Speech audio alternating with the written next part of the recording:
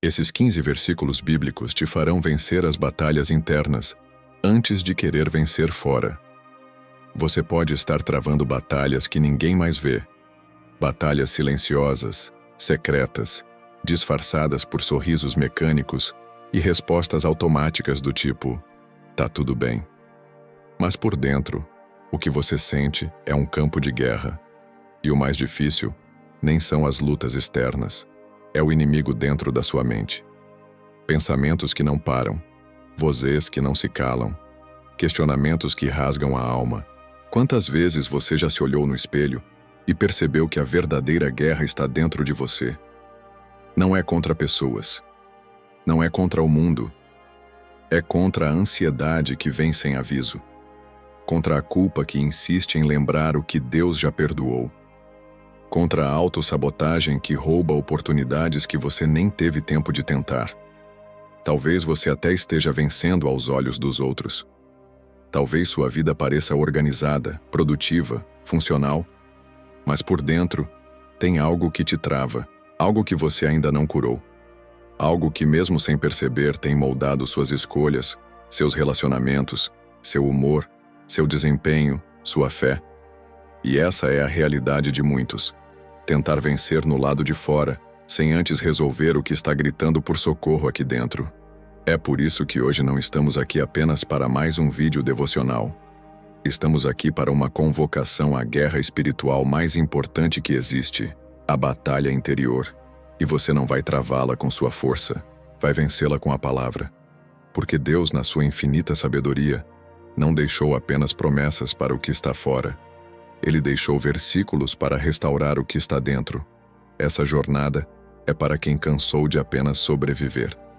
Para quem sabe que está doente por dentro, mas quer ser curado. Para quem percebeu que, antes de pedir vitória lá fora, precisa ter paz aqui dentro. E essa paz não vem de frases motivacionais, nem de técnicas humanas. Ela vem de uma presença, a presença de Deus. Nos próximos minutos vamos caminhar por 15 batalhas internas comuns a tantos de nós. E para cada uma delas, Deus vai nos entregar uma chave, um versículo, um princípio eterno, um bálsamo para a alma. Vamos mergulhar em textos que foram escritos há milhares de anos, mas que hoje falam direto para a sua dor atual. E cada capítulo dessa jornada terá um convite: refletir, receber e orar. Mas antes de seguirmos, faça isso com fé. Silencie tudo ao redor. Pegue um caderno se quiser anotar. Prepare seu espírito como quem vai a um encontro íntimo com o próprio Criador. Porque não é o vídeo que vai te curar. É o Espírito Santo, através da palavra, que vai entrar nas brechas do seu coração e trazer luz onde só havia sombra. Se você sente que algo dentro de você precisa mudar, você está exatamente onde deveria estar. Hoje, a cura começa de dentro para fora.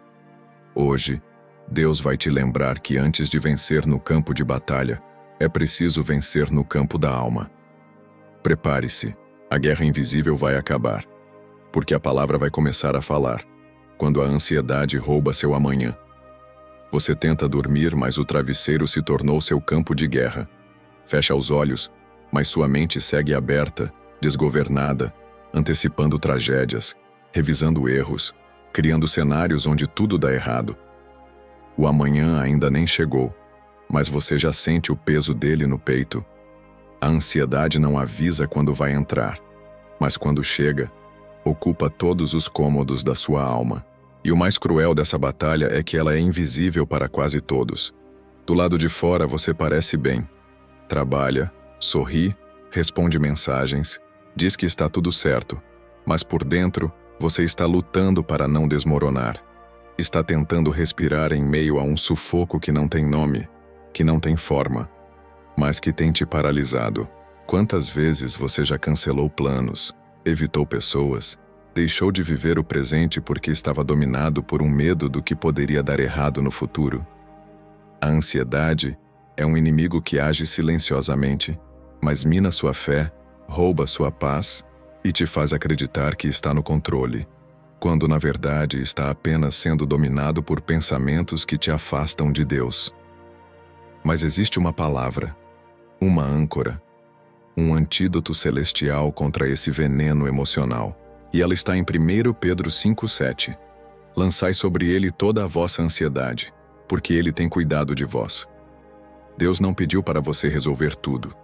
Não pediu para você prever o futuro. Não pediu para você carregar esse fardo. Ele pediu uma única coisa: entregue. Lance. Deixe com ele. Essa entrega não é passividade, é fé. É dizer: Deus, eu não aguento mais tentar controlar o que só o Senhor pode governar. É abandonar a ilusão de que se preocupar resolve algo. É confiar que existe um Pai que já está no amanhã, preparando o caminho que hoje você não consegue enxergar. A ansiedade se alimenta de dúvidas. A fé se alimenta da palavra. E hoje, essa palavra está te chamando de volta. Não para ignorar o que te aflige, mas para colocar tudo isso nas mãos daquele que tem o poder de transformar tempestades em calmarias. Deus cuida, e não cuida apenas dos grandes problemas. Ele cuida dos seus detalhes, dos seus temores, dos seus pensamentos mais íntimos, inclusive daqueles que você nunca compartilhou com ninguém. Você não precisa mais carregar o que está te destruindo por dentro. Você não foi criado para viver em pânico, em tensão, em constante sobressalto. Você foi chamado para descansar na confiança de que o Criador não dorme, não falha e não se esquece de nenhum dos seus filhos. Agora, respire fundo. Coloque a mão sobre o seu coração e faça essa oração como quem está devolvendo ao Pai aquilo que nunca deveria ter sido seu fardo. Senhor, eu reconheço que tenho tentado carregar sozinho o peso do meu futuro. Tenho me preocupado com o que ainda não vivi. Tenho sofrido por antecipação. Tenho alimentado medos que me afastam da tua presença. Mas hoje, eu decido lançar sobre ti toda a minha ansiedade. Eu te entrego os cenários que criei, as dores que antecipei, as derrotas que imaginei. Eu te dou o controle, porque sei que o Senhor cuida de mim. Mesmo quando eu não percebo, mesmo quando parece que estou sozinho, o Senhor está presente. Sustenta-me com tua paz que excede todo entendimento, e ensina-me a confiar, mesmo quando não compreendo. Em nome de Jesus, amém. Agora fique em silêncio por alguns segundos. Deixe a palavra penetrar. Ouça o som da calma que começa a se formar dentro de você. O que o mundo não entende, Deus entende. O que você não pode resolver, Ele pode. No próximo capítulo vamos falar de outro inimigo silencioso, o medo do futuro. Porque quem já sofreu demais tende a desconfiar do amanhã. Mas Deus tem uma promessa para isso também. Quando o medo do futuro paralisa o presente. Você já percebeu como o medo tem o poder de parar o tempo? Não o tempo do relógio, mas o tempo da alma. O medo do que pode acontecer amanhã sufoca a alegria de viver hoje. Você acorda com uma sensação de peso, como se houvesse algo prestes a dar errado. Não sabe o que, mas sente. E esse sentimento começa a guiar suas escolhas, suas palavras, sua maneira de olhar para a vida. É como se o coração vivesse com um guarda-chuva aberto, mesmo em dias de sol, esperando a próxima tempestade. O medo cria cenários, repete histórias do passado e te convence de que a dor é inevitável, que a falha é certa, que a vida vai te golpear novamente, como já fez antes. E o pior é que o medo não grita. Ele sussurra. Ele diz: não tente, porque pode dar errado. Não confie, porque pode se decepcionar. Não avance, porque vai doer. Ele te faz acreditar que viver é perigoso demais e que o melhor é se proteger até mesmo da esperança. Mas a palavra de Deus atravessa essa escuridão com uma verdade clara como a luz do dia. Em Isaías 41:10, o Senhor diz: não temas, porque eu sou contigo. Não te assombres, porque eu sou o teu Deus. Eu te fortaleço, e te ajudo, e te sustento com a destra da minha justiça. Deus não minimiza o medo, Ele o confronta com presença. Ele não diz: você está exagerando. Ele diz: eu estou com você. E quando o Criador do universo caminha ao seu lado, não há cenário futuro que deva te paralisar, porque o Deus que já te sustentou no passado é o mesmo que está aguardando você no futuro. O medo sempre se alimenta da incerteza, mas a fé se apoia na certeza da promessa. E essa promessa é clara: você não está sozinho. Você não vai atravessar essa fase sem direção. Você não será abandonado no meio do caminho. O futuro não pertence ao acaso, pertence a Deus. E quando você confia o amanhã nas mãos dele, você se liberta do peso de tentar controlar o incontrolável. Você não precisa saber todos os passos. Basta confiar em quem já escreveu o final da história. Agora faça essa oração, não como quem repete palavras, mas como quem libera o coração. Senhor, eu tenho medo.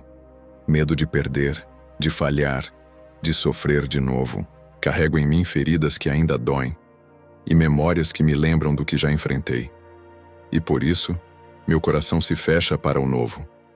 Mas hoje, eu te entrego esse medo. Eu te entrego o controle do meu futuro. Declaro que confio em ti, mesmo quando não vejo o caminho. Fortalece minhas mãos trêmulas, meu coração vacilante e os meus passos hesitantes. Sustenta-me com tua mão justa e firme. Que a tua presença, e não o meu medo, seja o guia da minha vida.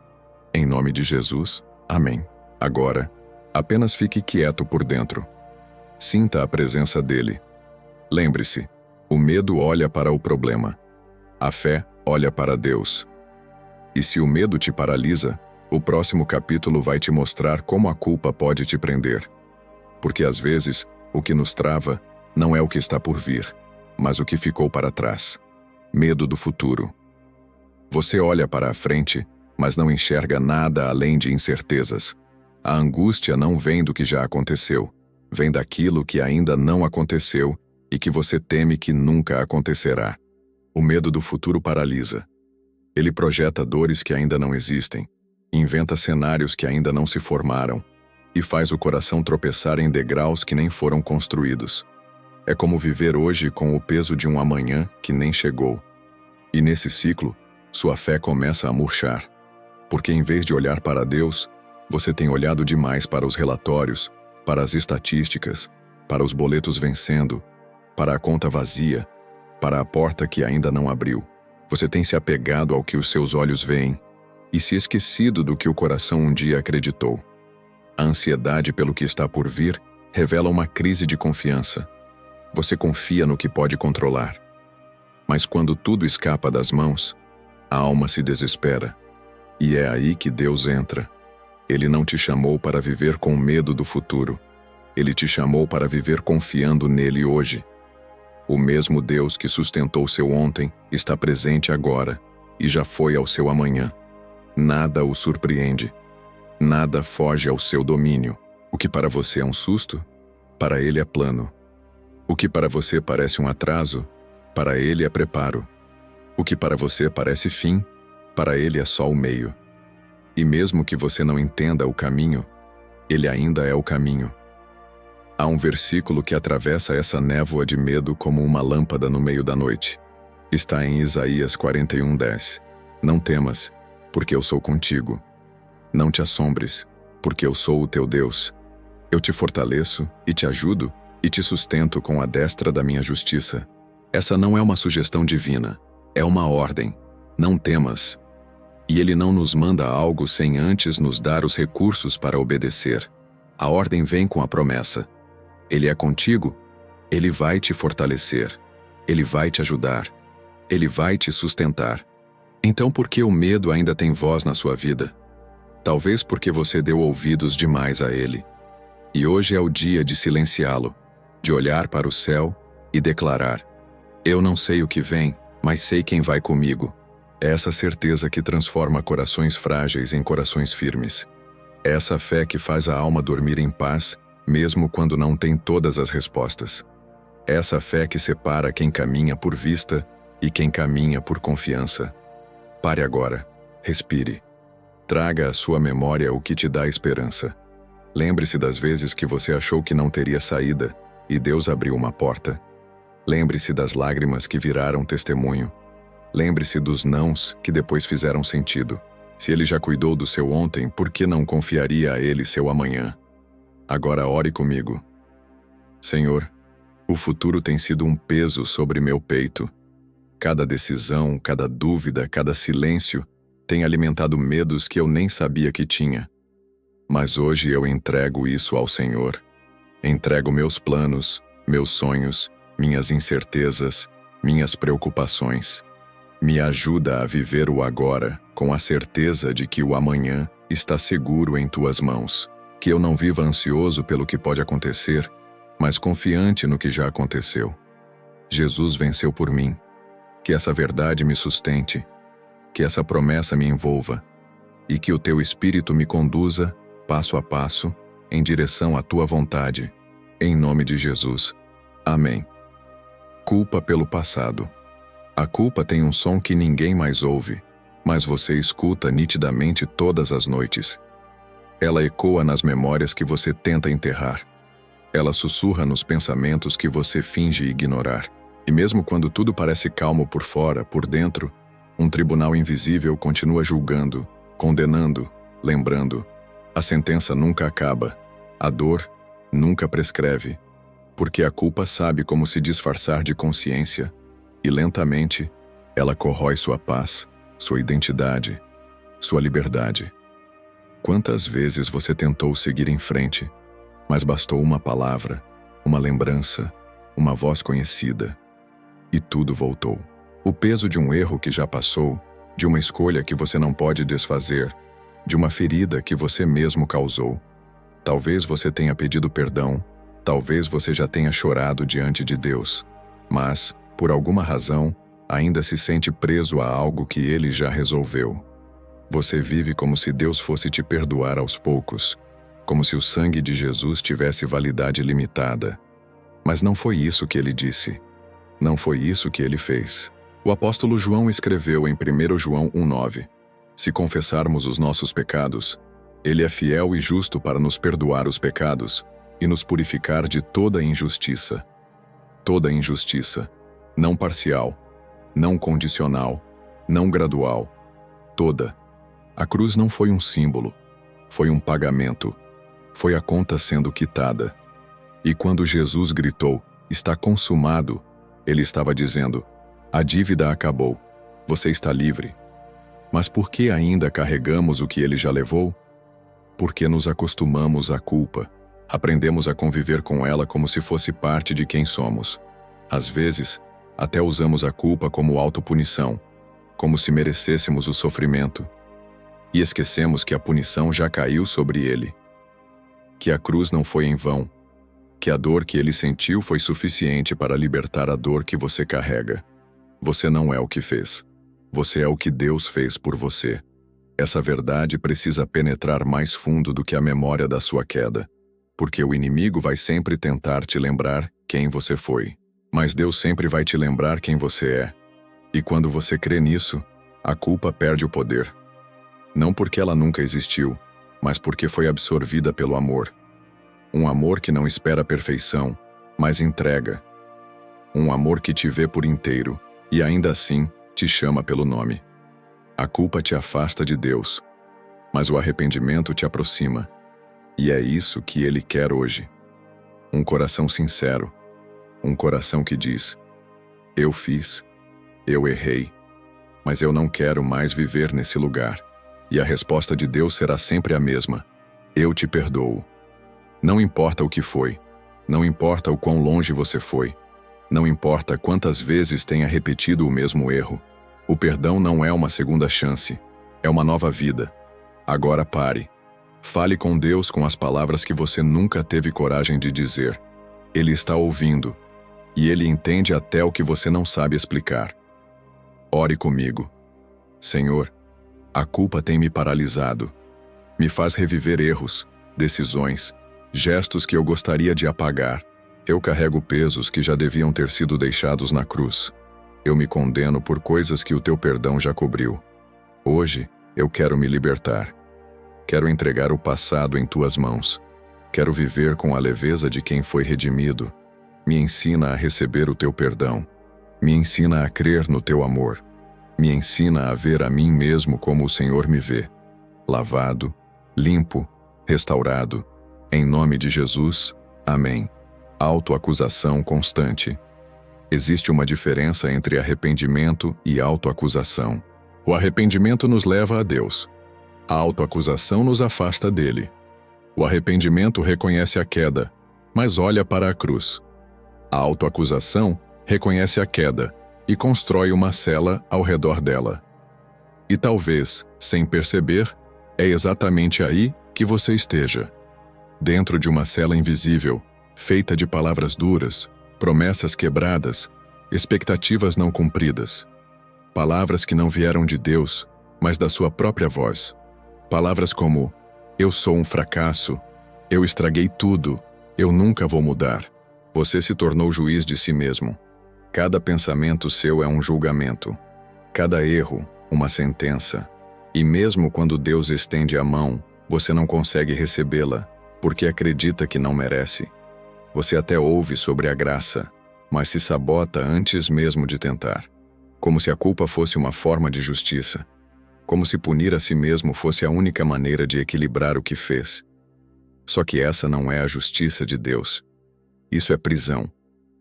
E Jesus não morreu para que você vivesse preso. Em Romanos 8:1 está escrito: portanto, agora nenhuma condenação há para os que estão em Cristo Jesus. Nenhuma. Isso significa que, se você está em Cristo, o tribunal já foi dissolvido. O veredito já foi dado. Você está perdoado, justificado, aceito. Mas mesmo assim você ainda se trata como réu. Ainda se acusa, ainda se culpa, ainda se olha no espelho e vê alguém que precisa pagar um preço que já foi pago. A autoacusação é um ciclo. Quanto mais você se acusa, menos você busca a Deus. Quanto menos busca, mais culpa sente. E esse ciclo vai consumindo sua energia, sua fé, sua identidade. Até que você passa a acreditar que a voz da acusação é a voz de Deus. Mas não é. Porque Deus não te chama pelo erro, mas pelo nome. Ele não repete o que você fez, ele declara o que você pode se tornar. Ele não está interessado em te lembrar do seu fracasso. Ele quer te lembrar da redenção. Quem mais se acusava na Bíblia era o diabo. Apocalipse 12:10. O chama de o acusador dos nossos irmãos que os acusa diante de Deus dia e noite. E quando você se acusa, adivinha com quem sua voz se parece? Deus não te acusa. Ele convence, corrige, transforma, mas jamais te aprisiona na dor do que passou. Você precisa calar essa voz. Precisa lembrar quem é o autor da graça. Precisa acreditar mais no que Jesus fez do que no que você fez. Precisa trocar a vergonha pela liberdade. E isso começa com uma escolha: parar de olhar para o passado como se ele tivesse o poder de definir seu presente. Seu passado pode ter moldado algumas partes de você, mas ele não é mais quem você é. Em Cristo, você é nova criatura. As coisas velhas já passaram. Tudo se fez novo. Não aceite mais viver em guerra contra si mesmo. Não aceite mais carregar o fardo de uma dívida que já foi paga. Não aceite mais repetir as palavras que o inimigo colocou na sua mente. Deus te chama hoje para o descanso, para a liberdade, para a reconciliação com a sua própria história. Você não precisa se destruir para mostrar arrependimento. O verdadeiro arrependimento é quando você deixa Deus reconstruir o que foi quebrado. E Ele faz isso com graça, com paciência, com amor. Vamos orar? Senhor, eu tenho sido o meu maior acusador. Tenho repetido para mim mesmo palavras que não vêm do teu coração. Me julgo com uma severidade que o Senhor nunca aplicou sobre mim. Me vejo pelas lentes da falha e não da fé. Hoje eu quero me libertar dessa voz interior que me condena. Quero calar toda a autoacusação e ouvir apenas a tua verdade. Quero trocar a vergonha pela graça. Quero me enxergar como filho amado, restaurado, escolhido. Me ajuda, Senhor, a viver como alguém que foi perdoado de verdade. Em nome de Jesus. Amém.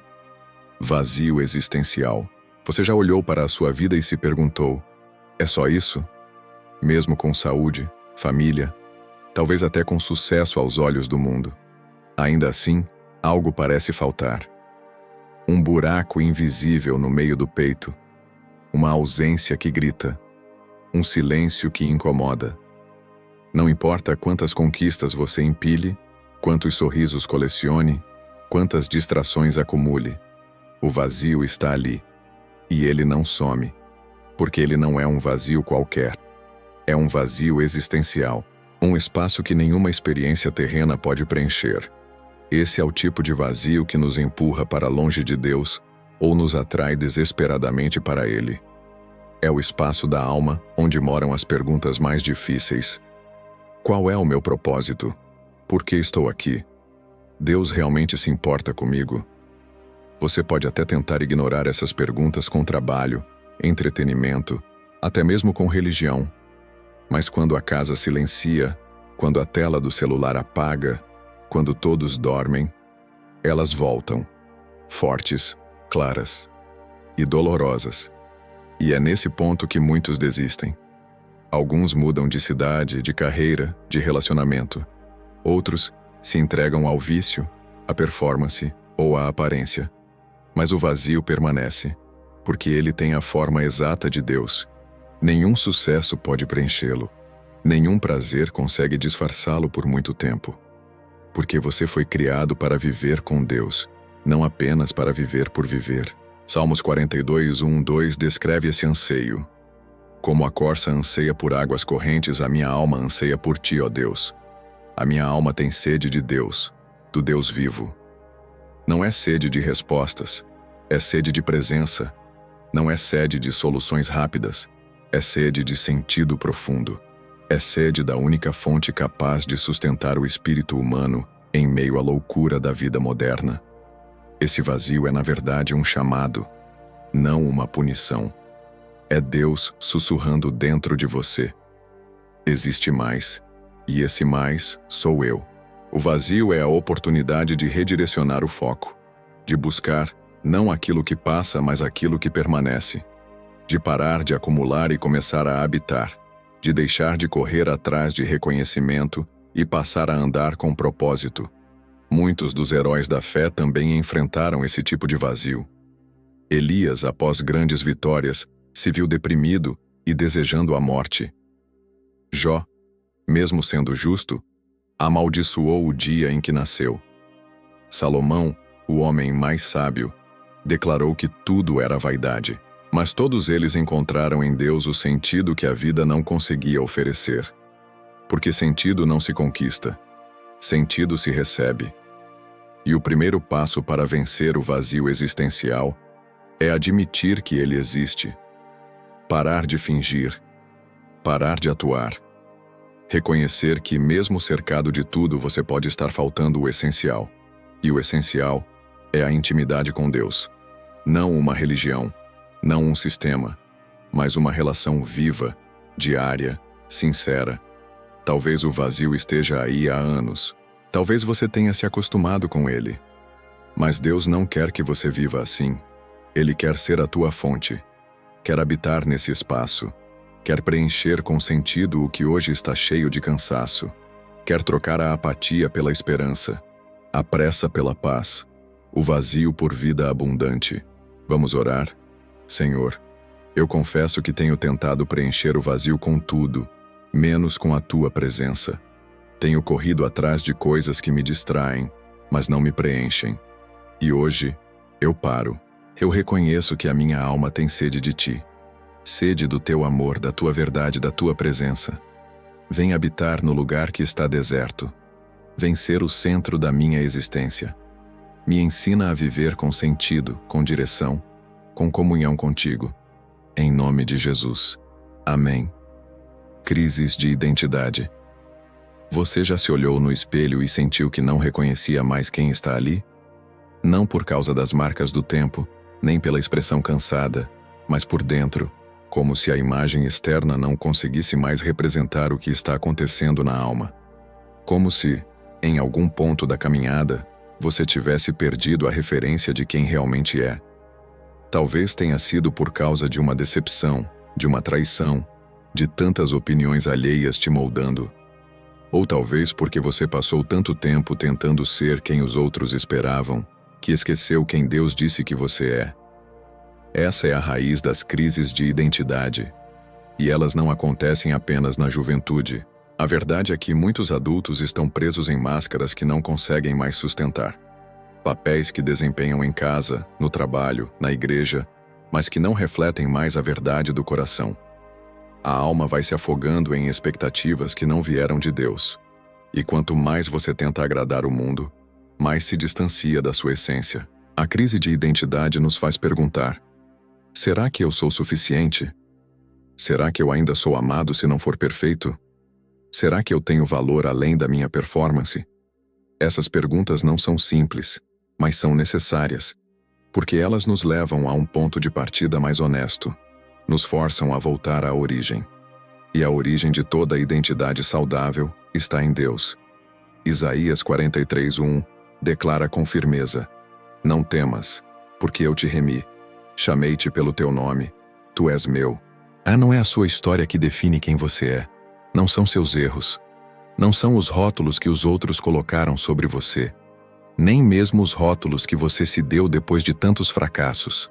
É Deus quem diz: você é meu. E essa frase muda tudo. Ser de Deus não é apenas uma questão de fé, é uma questão de identidade. É a base que sustenta a sua mente quando tudo ao redor parece desmoronar. É o que impede que você se afunde em comparações tóxicas, em cobranças excessivas, em padrões inalcançáveis. Quando você entende que foi chamado pelo nome, remido pelo sangue e separado para um propósito, o mundo pode até tentar te confundir, mas sua alma permanece firme. As redes sociais, a cultura do desempenho, as pressões familiares, tudo isso tenta te convencer de que você precisa ser alguém melhor para merecer amor, respeito, aceitação. Mas a verdade do Evangelho é outra. Você já é amado, já foi aceito, já é filho. E isso não muda com as suas quedas. Deus não se impressiona com a sua performance. Ele se importa com o seu coração. O inimigo sabe disso. Por isso, uma das estratégias dele é te manter confuso sobre quem você é. Se ele consegue distorcer a sua identidade, ele enfraquece a sua fé. Porque quando você duvida de quem é, começa a duvidar também do amor de Deus. E quando isso acontece, você se distancia da fonte que poderia curar tudo. Mas hoje é tempo de voltar, de deixar de lado as vozes que te feriram, as mentiras que você acreditou, as expectativas que te escravizaram, e ouvir novamente a voz que ecoa desde o princípio: você é meu. Deus não te vê como um projeto frustrado. Ele te vê como filho, como filha, como alguém que ele escolheu, resgatou e ama profundamente. Vamos orar? Pai, eu admito que tenho vivido distante da minha verdadeira identidade. Tenho tentado me encaixar em moldes que não foram feitos para mim. Tenho buscado aprovação onde só encontro desgaste. Mas hoje, eu volto para ti. Me ajuda a lembrar quem eu sou aos teus olhos. Apaga os rótulos mentirosos. Cura as feridas da comparação, da rejeição, da insegurança. Me ensina a viver como alguém que é teu, que é amado, que tem valor. Eu me entrego completamente e declaro: sou teu. Em nome de Jesus. Amém. Inveja disfarçada de comparação. Você não sente raiva, nem deseja mal a ninguém. Mas lá dentro, algo te incomoda quando vê a vitória de outra pessoa. Quando alguém conquista algo que você esperava para si, ou quando aquilo que você tem se torna pequeno perto do que o outro mostra. Você não fala em voz alta, mas compara. E comparando, começa a se sentir menor. Começa a duvidar da sua trajetória, do seu valor, do cuidado de Deus. Isso tem outro nome: inveja silenciosa, a mais perigosa. Aquela que se esconde atrás da comparação inocente, mas que rouba a sua paz e a sua fé. A comparação nunca aparece como algo maligno. Ela se disfarça de autocrítica, de metas, de inspiração. Mas com o tempo ela deixa feridas, porque você começa a medir a sua vida pela régua do outro. Começa a se perguntar por que ainda não casou, por que ainda não foi promovido, por que ainda não saiu da luta enquanto outros já estão celebrando. E quando menos percebe, a gratidão some, a esperança enfraquece, a alma se contorce num silêncio amargo. O coração humano é terreno fértil para esse tipo de armadilha. E se não vigiamos, ela cresce. E crescendo, ela paralisa. Porque enquanto você está olhando para o campo do outro, deixa de cultivar o seu. Enquanto você admira o fruto alheio, deixa de semear o seu destino. Enquanto você compara o que vê, se esquece que cada jornada é construída também por aquilo que ninguém mostra. A Bíblia nunca romantizou a inveja. Provérbios 14:30 diz: "O coração em paz dá vida ao corpo, mas a inveja apodrece os ossos." Não é exagero. A inveja corrói de dentro para fora, mata o contentamento, mata o senso de propósito, mata a humildade. E mais do que isso, é um veneno que impede você de enxergar o que Deus já fez. Porque quem vive de olhos nos outros sempre será cego para o milagre que está acontecendo em si. Mas Deus nos chama para outro caminho, o caminho da gratidão, o caminho da confiança, o caminho da identidade firmada nele e não na performance alheia. O caminho onde a vitória do outro não diminui a sua, onde a bênção do outro é testemunho, não ameaça, onde a comparação é substituída por celebração. A vida é feita de temporadas. Talvez hoje você esteja plantando enquanto o outro colhe. Mas amanhã será você quem celebrará com lágrimas de gratidão. Talvez hoje esteja no vale enquanto o outro está no monte. Mas Deus também escreve capítulos de virada, e o seu ainda está sendo redigido. O problema é que queremos colher na mesma estação do outro, sem saber o preço que ele pagou, ou o processo que enfrentou. Cada história tem suas páginas ocultas.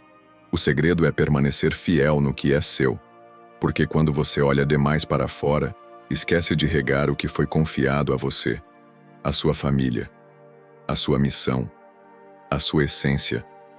E é ali que Deus age com mais profundidade, no lugar secreto, no campo que ninguém vê, no altar do coração, onde só Ele entra. Vamos orar? Senhor, eu confesso, tenho me comparado. Tenho olhado demais para os lados e de menos para o alto. Tenho me sentido pequeno ao ver a vitória do outro, quando deveria celebrar. Me perdoa, me cura, me limpa. Eu não quero viver escravo da comparação. Me ajuda a focar no meu chamado, a confiar nos teus tempos, a reconhecer o teu cuidado na minha própria história. Renova em mim um coração cheio de gratidão que celebra cada passo da caminhada, sem invejar o passo do irmão. Em nome de Jesus, amém. Raiva reprimida.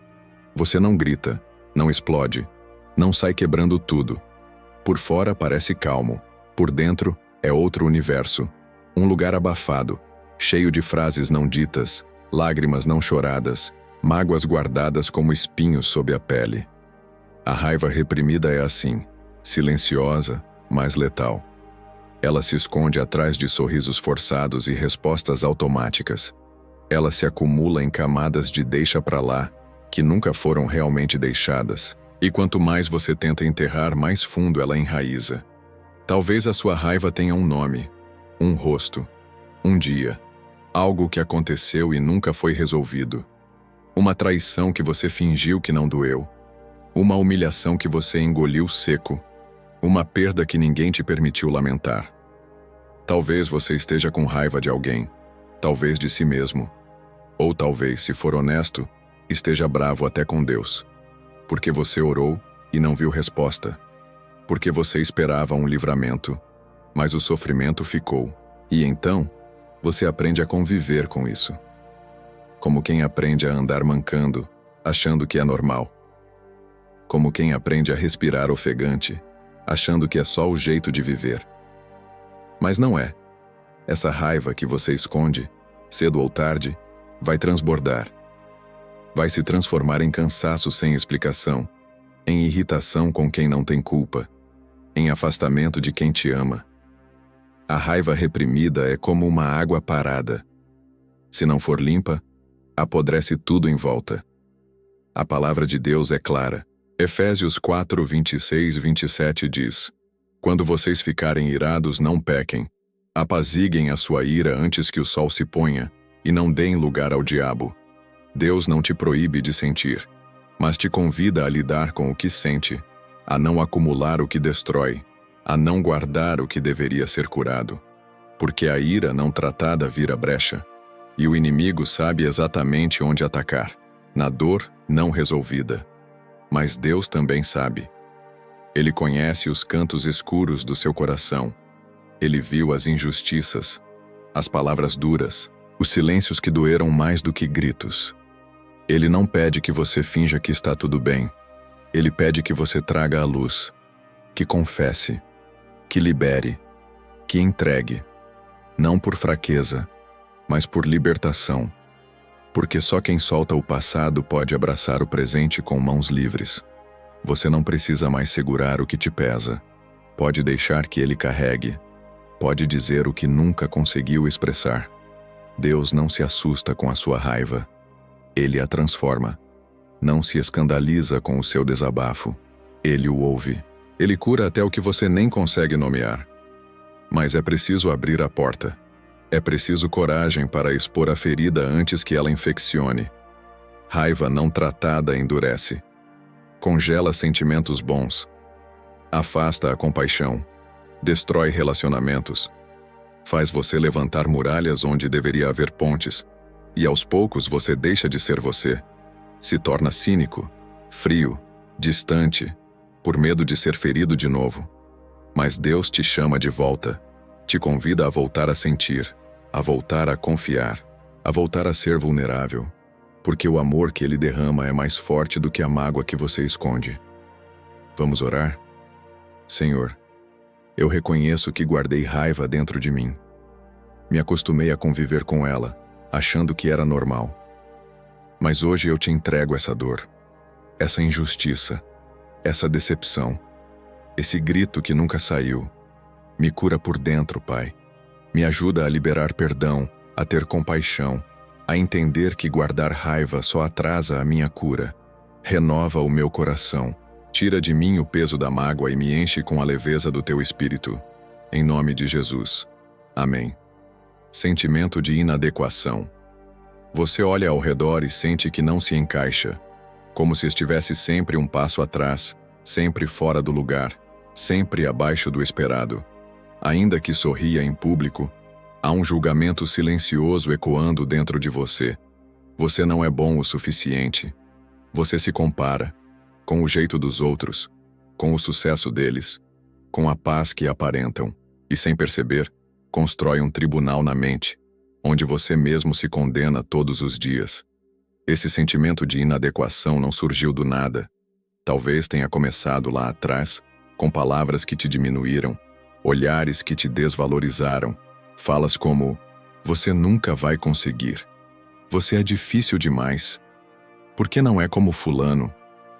Talvez você tenha crescido acreditando que para ser amado teria que merecer, que precisaria se provar, se justificar, se superar o tempo todo. Mas a verdade é que você passou tanto tempo tentando ser aceito que esqueceu de se aceitar. O mundo alimenta essa comparação constante. Redes sociais que mostram só os bastidores maquiados, expectativas irreais, padrões inalcançáveis. E diante disso, a alma enfraquece. Você começa a duvidar do seu valor. Começa a se perguntar se Deus te vê, se Ele realmente te escolheu, se você tem mesmo um propósito. Mas essa dúvida não vem de Deus, vem do inimigo, porque ele sabe. Se você duvidar de quem é, jamais andará com autoridade no que foi chamado para ser. Mas há um versículo que corta essa mentira pela raiz. Efésios 2:10 declara: pois somos feitura dele, criados em Cristo Jesus para boas obras, as quais Deus preparou de antemão para que andássemos nelas. Você não é um erro, nem um acaso, nem uma peça solta num quebra-cabeça alheio. Você é criação de Deus, moldado pelas mãos do Criador, com um chamado único e específico que ninguém mais pode cumprir. Você foi intencionalmente desenhado para viver as obras que só você pode realizar. O inimigo te acusa, Deus te afirma, o mundo te compara, Deus te separa. As pessoas exigem que você se encaixe, Deus te convida a ser transformado. Enquanto você tenta parecer com os outros, Deus te convida a refletir a imagem dele. E essa imagem não tem a ver com performance, tem a ver com identidade. Você não precisa fazer mais para ser mais. Você só precisa lembrar de quem você é nele. Não é sobre se sentir capaz.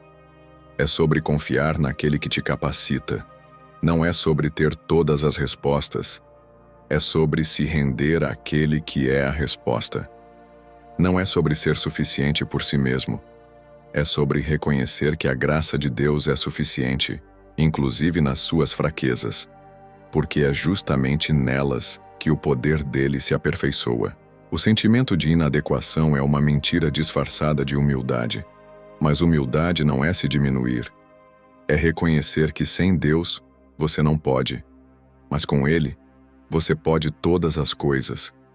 Quando você entende isso, para de se comparar, para de se esconder, para de se sabotar e começa a andar em fé, em verdade, em identidade restaurada. Hoje, Deus está sussurrando ao seu coração. Você é meu, não porque acertou tudo, mas porque Ele decidiu te amar. Não porque merece, mas porque Ele é amor. Não porque se destacou, mas porque Ele te separou. Receba essa verdade. Derrube o tribunal interno. Silencie as vozes do passado. Vista-se com a identidade de filho, de filha, e caminhe como quem sabe a quem pertence. Vamos orar? Pai, muitas vezes me senti pequeno, inadequado, invisível. Me comparei, me cobrei, me escondi. Mas hoje, diante da Tua palavra, eu escolho crer que fui criado por Ti, com propósito e intenção. Eu rejeito as mentiras que me fizeram duvidar do meu valor. E declaro: eu sou tua feitura, eu sou teu filho. Me ajuda a viver com confiança, com alegria, com identidade curada. Me mostra que sou suficiente em ti. Em nome de Jesus. Amém. Falta de perdão a si mesmo. Você já tentou se perdoar? Não pelo que fizeram com você, mas pelo que você fez. Pelos erros que cometeu. Pelas palavras que disse e não pode voltar atrás. Pelas decisões que te levaram por caminhos escuros. Pela omissão. Pela pressa. Pela escolha errada. Pela confiança depositada em quem não devia. Pela fé perdida mesmo que por um instante. Você tenta seguir em frente, mas algo te puxa de volta. Um peso invisível, uma lembrança recorrente, uma culpa silenciosa que habita os bastidores da sua mente. A verdade é que há coisas que você perdoou nos outros, mas não perdoou em si. Talvez você tenha aprendido a acolher o erro dos outros com misericórdia, mas quando olha para si mesmo, ainda se acusa, se castiga, se sabota. Você até ajuda outros a se levantarem, mas quando se trata da sua própria queda, você se pune com dureza. Há um padrão interno que você mesmo criou, e sempre que não o alcança, você se pune, emocionalmente, espiritualmente, às vezes até fisicamente. O problema é que essa autocondenação não te cura, ela só te paralisa. O inimigo sabe exatamente como usar isso contra você. Ele revive suas falhas com precisão cirúrgica. Ele não quer apenas que você se lembre do que fez, mas que se confunda com aquilo. Que você pense: eu sou o meu erro. Mas você não é o que fez. Você é o que Deus diz que você é. E o que Ele diz é que você é perdoado. A palavra de Deus em Isaías 43:25 declara: sou eu mesmo, aquele que apaga suas transgressões por amor de mim, e que não se lembra mais dos seus pecados. Isso não é poesia, é promessa. O próprio Deus está dizendo: eu não apenas te perdoo, eu escolho esquecer. Ele não te joga na cara. Ele não te rotula pelo seu pior momento. Ele apaga. Ele limpa. Ele redefine. Mas para que isso se torne real na sua vida, você precisa fazer o mesmo. Você precisa aceitar o perdão que já foi liberado e estender esse perdão a si mesmo. Negar o perdão a si mesmo é, na prática, dizer que o sacrifício de Jesus não foi suficiente. É como se você dissesse: Jesus, eu sei que você morreu por mim, mas ainda preciso me punir um pouco mais. Isso não é humildade, isso é incredulidade. A cruz não é só para perdoar os outros, é também para curar você, para restaurar sua relação consigo mesmo, para quebrar o ciclo de autocondenação que rouba sua paz. Você pode olhar para trás e lamentar o que aconteceu, mas não pode viver eternamente amarrado ao que já passou. Deus não quer que você finja que não errou. Ele quer que você entenda que o erro não te define, que a graça foi feita para quem caiu, que o sangue de Jesus não cobre apenas os pecados dos outros, cobre os seus também. O perdão é uma porta, e você tem a chave. Não espere mais um milagre externo para começar a caminhar leve. O milagre está aí dentro, esperando por uma decisão, a de perdoar a si mesmo, como Deus já te perdoou. Olhe no espelho hoje e diga: eu não sou perfeito, mas sou amado. Diga: eu errei, mas não sou o meu erro. Diga: eu falhei, mas Deus me restaurou. Pare de se autopunir. Pare de reviver o que Deus já decidiu esquecer. Hoje é o dia de aceitar a cura, de olhar para frente sem as correntes do ontem, de se tratar com compaixão, de se levantar com dignidade, de reconhecer que a graça é maior que a culpa e que o amor de Deus por você é maior que qualquer vergonha que o inimigo tente te lembrar. Vamos orar? Senhor, eu me culpei por tanto tempo, me condenei, me acusei, me sabotei. Mas hoje, à luz da Tua palavra, eu escolho me alinhar com a Tua verdade. Se o Senhor me perdoou, quem sou eu para continuar me punindo? Eu recebo o Teu perdão, eu o aceito. E agora eu libero a mim mesmo. Eu fecho as portas para o acusador e abro meu coração para a Tua graça. Me ensina a caminhar leve, livre e curado. Em nome de Jesus. Amém. Tristeza sem motivo. Você acorda, respira fundo e, sem entender por quê, já sente um peso no peito. Não aconteceu nada de grave, nenhuma notícia ruim, nenhum conflito direto. Mas a tristeza está ali, como uma sombra que te acompanha sem explicação. É como se o céu dentro de você estivesse sempre nublado, mesmo quando tudo ao redor parece calmo. E o mais difícil não é sentir, é não conseguir justificar o que sente. Quando tentam te animar com frases prontas, a tristeza se recolhe em silêncio, mas continua ali. E isso te faz pensar: será que tem algo errado comigo? Há uma dor que não grita, uma dor que não tem nome, mas que ocupa espaço. Um tipo de luto por algo que você nem sabe se perdeu. É o cansaço emocional acumulado, o desgaste de carregar pequenas decepções por tempo demais. É o eco de palavras que não foram ditas, de sonhos que você não teve forças para perseguir, de expectativas silenciosamente frustradas. E essa tristeza que muitos chamam de sem motivo, muitas vezes é o resultado de uma alma que está faminta, não por respostas, mas por consolo. Você tenta preencher com distrações, redes sociais, séries, tarefas. Mas quando o silêncio volta, ela te visita de novo. Porque não é a ausência de atividades que te entristece, é a ausência de significado. O coração humano foi feito para mais do que sobreviver. Foi feito para sentir que está vivendo com propósito, com conexão, com sentido. E quando essa raiz falta, mesmo que tudo fora pareça ok, dentro de você algo grita por socorro. O salmista também passou por isso. No Salmo 42:5 ele escreve: por que estás abatida, ó minha alma, e por que te perturbas em mim? Espera em Deus, pois ainda o louvarei, a Ele, meu auxílio e Deus meu. Ele não ignorou a tristeza. Ele a nomeou. Ele conversou com a própria alma. E mais do que isso, ele deu uma direção à dor. Ele não disse: sinta-se bem imediatamente. Ele disse: espera. Porque ele sabia que há dores que não se resolvem com pressa. Há dias nublados que não passam com frases prontas. Mas a alma que espera em Deus encontra cura. A tristeza sem motivo é, na verdade, um convite. Um chamado para a intimidade com Deus que vai além do entendimento. Um lembrete de que, mesmo sem saber o porquê, você pode descansar no para-quê de Deus. Talvez Ele esteja te chamando para olhar para dentro, para fazer pausas intencionais, para reencontrar o sagrado nas coisas simples, para chorar o que ficou preso, para lembrar que não é sua força que vai te tirar disso, é a presença dEle. Você não precisa entender tudo o que sente para ser abraçado por Deus. Ele não exige justificativas para te acolher. Ele não espera que você se explique.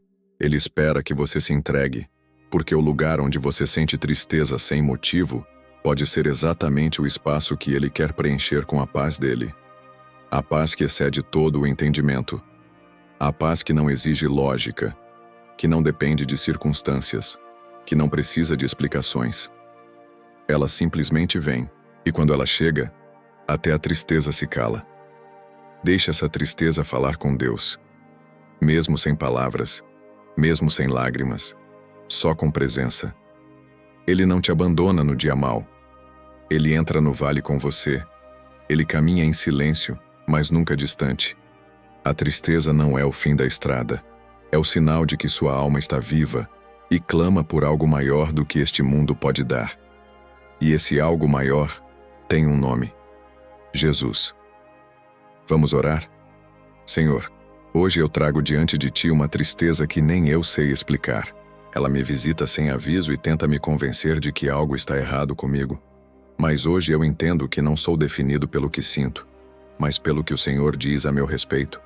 Eu me recuso a ser prisioneiro dessa tristeza. Eu escolho esperar em Ti. Mesmo sem entender, eu confio. Eu me rendo à Tua paz. Abraça minha alma com Teu consolo. Toca onde eu nem sei que dói.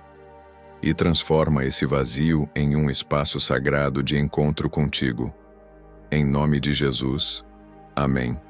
Falta de propósito. Você já se perguntou por que acorda todos os dias?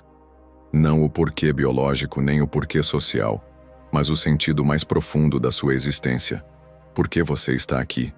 Por que nasceu exatamente nesta geração, neste lugar, com essa história? Quando a vida vira apenas uma sequência de obrigações, a alma começa a murchar. Não é cansaço físico, é exaustão da alma, porque nada pesa mais do que carregar dias sem direção. A falta de propósito é uma prisão silenciosa. Por fora você segue vivendo, trabalha, estuda, interage. Mas por dentro, tudo parece um eterno modo automático.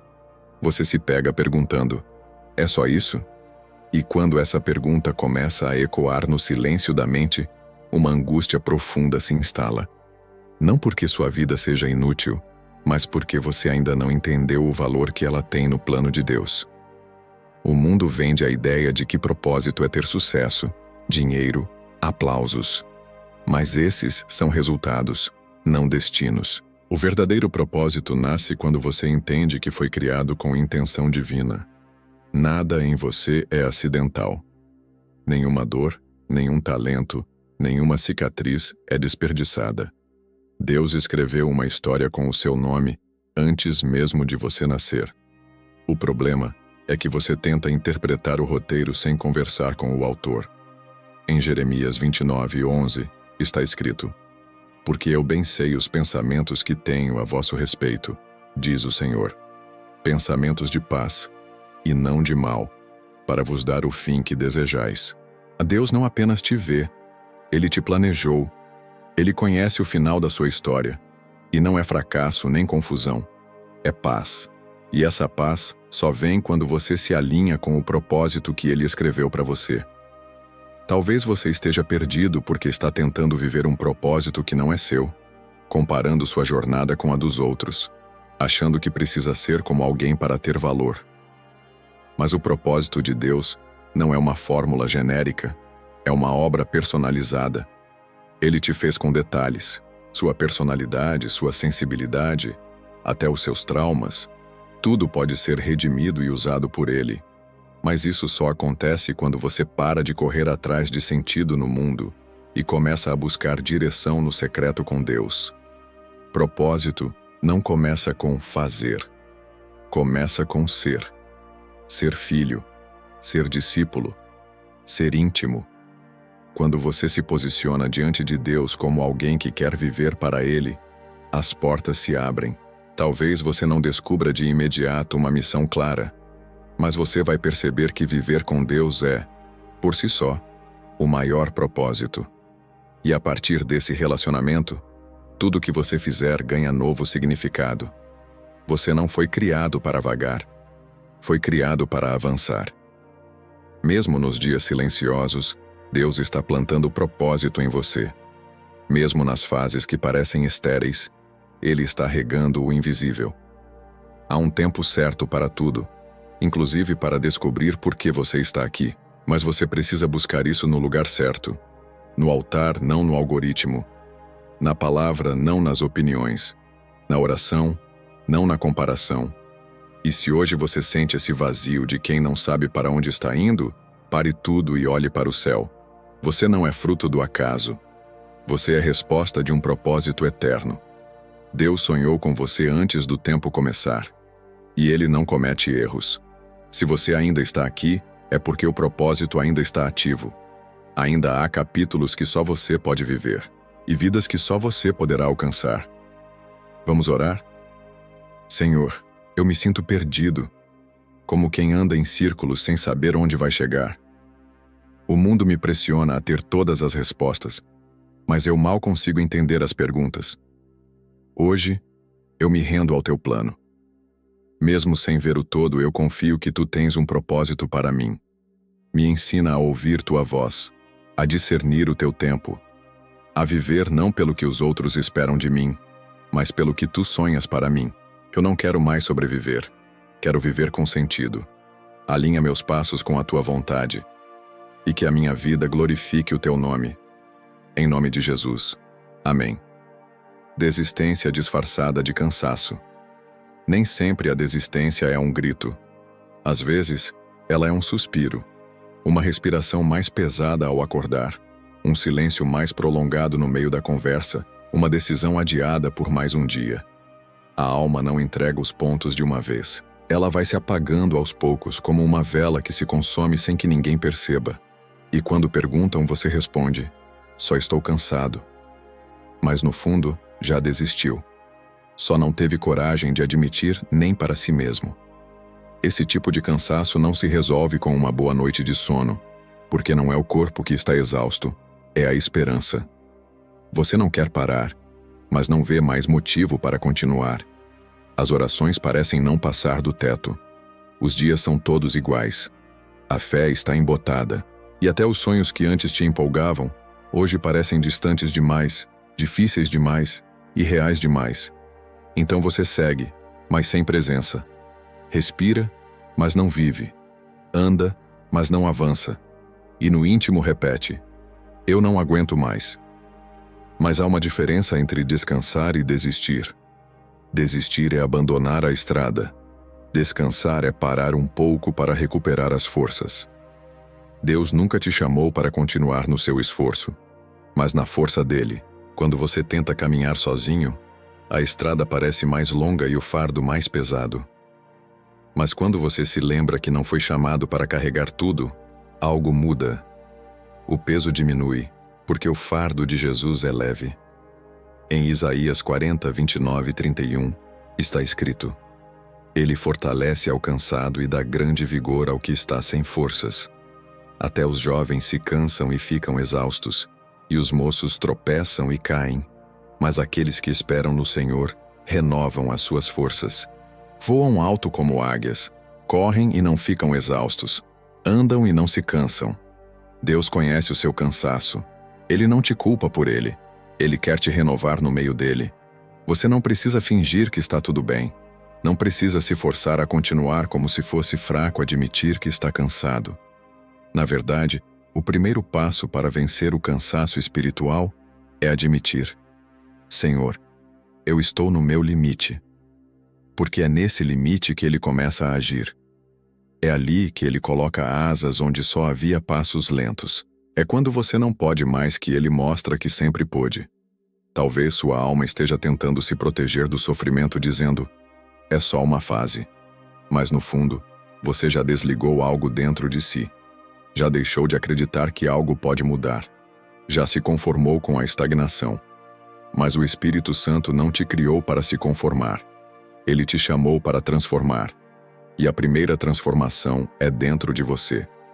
Deus está te chamando hoje para descansar nele, não para desistir da caminhada, porque o lugar onde você está não é o fim. É só uma pausa. E mesmo nas pausas, Deus trabalha. Você pode até ter perdido o ritmo, mas não perdeu o propósito. Pode ter perdido o ânimo, mas não perdeu o chamado. O cansaço é real, mas a promessa também é. E a promessa é que os que esperam no Senhor não se cansarão. Eles subirão como águias. E a águia não voa abaixo. A águia sobe acima das tempestades, porque sabe que há um céu além das nuvens. Vamos orar? Senhor, eu confesso, estou cansado. Meus pés estão pesados, minha alma abatida. Já pensei em desistir tantas vezes, mas algo dentro de mim ainda clama por ti. Eu não quero parar, quero ser renovado. Dá-me forças onde só há fraqueza. Reacende em mim a chama que o cansaço quase apagou. Não me deixe morrer na beira da estrada. Leva-me mais uma vez nos teus braços. Me faz lembrar que tu és a fonte. Que descansar em ti é o que renova minha fé. Hoje, eu escolho não desistir. Eu escolho te esperar. Em nome de Jesus. Amém. Perfeccionismo sufocante. Você não quer fazer tudo certo. Você quer fazer tudo perfeito. Porque, no fundo, acredita que ser suficiente nunca foi o bastante. O perfeccionismo não é apenas um desejo de excelência, é um medo disfarçado. Medo de errar e ser rejeitado. Medo de ser comum e por isso invisível. Medo de que, se não for impecável, será esquecido. E o pior é que esse padrão impossível que você se impôs não veio de Deus. Nasceu da comparação, da cobrança, da ferida de querer ser aceito a qualquer custo. Mas Deus nunca exigiu de você perfeição. Ele só deseja entrega, porque é na entrega que ele age, e não no desempenho. Enquanto você vive tentando controlar cada detalhe da sua vida, do seu ministério, da sua família, do seu trabalho, você se torna um prisioneiro de uma prisão sem grades, a prisão da autocobrança. Você começa a achar que tudo depende de você, que se você não fizer, ninguém fará, que se errar uma vírgula, Deus vai te punir, ou as pessoas vão te abandonar. E o resultado é exaustão, porque o perfeccionismo é uma escravidão com aparência de virtude. Você se sente responsável até pelo que está fora do seu alcance. Se algo dá errado, você se culpa. Se algo não sai como esperava, você se condena. E quando alguém aponta uma falha, você não ouve uma crítica. Você ouve um ataque à sua identidade. Mas a palavra de Deus tem outra verdade para você. Em 2 Coríntios 12:9, o Senhor diz: a minha graça te basta, porque o meu poder se aperfeiçoa na fraqueza. Percebe o paradoxo? Ele não se aperfeiçoa na sua força, mas na sua fraqueza. Ele não precisa que você seja perfeito. Ele quer que você seja dependente. O Evangelho não é a mensagem de um Deus que exige desempenho, mas de um Pai que acolhe filhos imperfeitos, com braços abertos. Deus não te ama pelo que você faz, mas por quem você é nele, e você é amado. Mesmo falho, mesmo quando erra, mesmo quando repete os mesmos erros, mesmo quando sente que nunca vai atingir aquele padrão que inventou. A verdade é, você não precisa provar mais nada para ninguém, nem para Deus, porque a cruz já foi a prova de amor mais perfeita que existiu. E nela, Jesus gritou: está consumado. Isso significa, você não precisa se consumir tentando agradar a todos. Jesus já agradou ao Pai em seu lugar. Não há problema em querer fazer o melhor. Respire. Liberte-se. Permita-se ser humano. Reconheça que até o mais santo dos homens ainda é barro nas mãos do oleiro. E é exatamente aí que está a beleza. Deus escolhe trabalhar com matéria imperfeita para revelar um amor perfeito. Vamos orar? Senhor, eu tenho vivido cansado tentando ser algo que nem o Senhor me pediu para ser. Tento controlar, planejar, dominar tudo, com medo de falhar, de decepcionar, de ser rejeitado. Mas hoje eu confesso, eu não sou perfeito e não preciso mais fingir que sou. Quebra em mim esse fardo que eu mesmo criei. Ensina-me a viver pela graça, não pela performance. Me mostra que meu valor está em Ti, não no que eu produzo. Me ajuda a confiar no Teu processo, mesmo quando ele é lento. Hoje eu deixo o perfeccionismo aos Teus pés. Me ensina a viver livre. Em nome de Jesus. Amém. Você ainda ora, mas não sente. Você ainda lê a Bíblia, mas as palavras não te atravessam mais. Ainda vai à igreja, mas parece que assiste tudo de fora, como quem olha uma cena sem conseguir fazer parte dela. Algo se perdeu no caminho. E talvez você nem saiba exatamente quando. Foi aos poucos. Um cansaço aqui, uma distração ali, um pecado tolerado mais adiante, e quando percebeu, sua alma estava longe, mesmo que seu corpo ainda estivesse perto. O afastamento espiritual não acontece com barulho, ele começa no silêncio. Primeiro você para de contar tudo a Deus, depois para de ouvir. Com o tempo, começa a tentar resolver sozinho aquilo que antes colocava em oração. E então, as coisas da fé se tornam apenas rituais, mecânicos, vazios, automáticos. Você continua dizendo que crê, mas já não espera mais nada. Sua fé virou memória. Talvez você pense que Deus está distante, mas Ele não se moveu. Foi o seu coração que se distraiu. E agora, Ele está aqui, chamando você de volta, não com culpa, não com acusações, mas com graça. Porque o amor de Deus não é como o amor humano, que ama enquanto convém. O amor de Deus vai ao seu encontro, mesmo quando você anda na direção oposta. Jeremias 24:7 diz: Dar-lhes-ei coração para que me conheçam, porque eu sou o Senhor, e serão o meu povo, e eu lhes serei o seu Deus, porque se converterão a mim de todo o seu coração. Não é sobre se esforçar para voltar, é sobre deixar Deus transformar o seu coração para que você deseje voltar. Ele não está pedindo desempenho, está oferecendo reconexão, uma chance de restaurar a comunhão que foi enfraquecida pelas distrações da vida. Não se trata de voltar a fazer, mas de voltar a ser. Ser filho, ser íntimo, ser vulnerável diante dele de novo. É possível recomeçar, mesmo quando a chama parece ter se apagado. Deus é especialista em reacender corações que se esfriaram. E quando você diz, não tenho mais forças para buscar, Ele responde, mas eu continuo te buscando. Você não está tão longe quanto pensa. Às vezes um suspiro basta. Uma palavra sussurrada com sinceridade já rompe o céu. Não precisa de uma performance, de uma oração perfeita, de um louvor ensaiado. Só precisa de sede. E se há sede, há promessa. Quem tem sede, venha a mim e beba. João 7,37. Então hoje, pare tudo, respire e reconheça, você sente falta de Deus. E Ele sente sua falta também. Esse vazio que você tentou preencher com atividades, redes sociais, distrações e até mesmo religião, só será preenchido com a presença. A presença real, pessoal, viva, do Pai. Vamos orar? Deus, eu reconheço que me afastei. Não fui embora com os pés, mas com o coração. Deixei que as preocupações tomassem o lugar da adoração. Troquei tua presença por distrações. E agora, tudo parece sem cor. Mas hoje, eu quero voltar. Mesmo sem sentir, mesmo sem entender, eu escolho te buscar. Toca de novo minha alma, reacende o que apagou, transforma o que endureceu. Me dá um coração novo. Que eu volte a chorar na tua presença, a ouvir a tua voz, a andar contigo como no começo. Eu não quero religião, eu quero relacionamento. Em nome de Jesus. Amém. Você passou por 15 batalhas internas. Cada uma delas carregava uma dor que talvez ninguém mais via. Mas agora, algo dentro de você mudou. Não porque a luta desapareceu, mas porque o peso dela foi colocado onde sempre deveria ter estado, nas mãos de Deus. Você percebeu que a guerra verdadeira não era contra pessoas, circunstâncias ou desafios externos.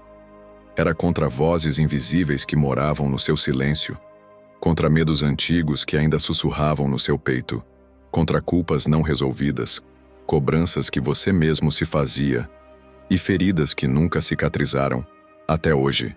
Hoje, você decidiu olhar para dentro com a luz da palavra, não para se culpar mais, mas para se curar, porque a verdade liberta, e cada versículo que você escutou foi uma chave que abre portas trancadas há anos, portas de paz, portas de restauração, portas de liberdade emocional e espiritual.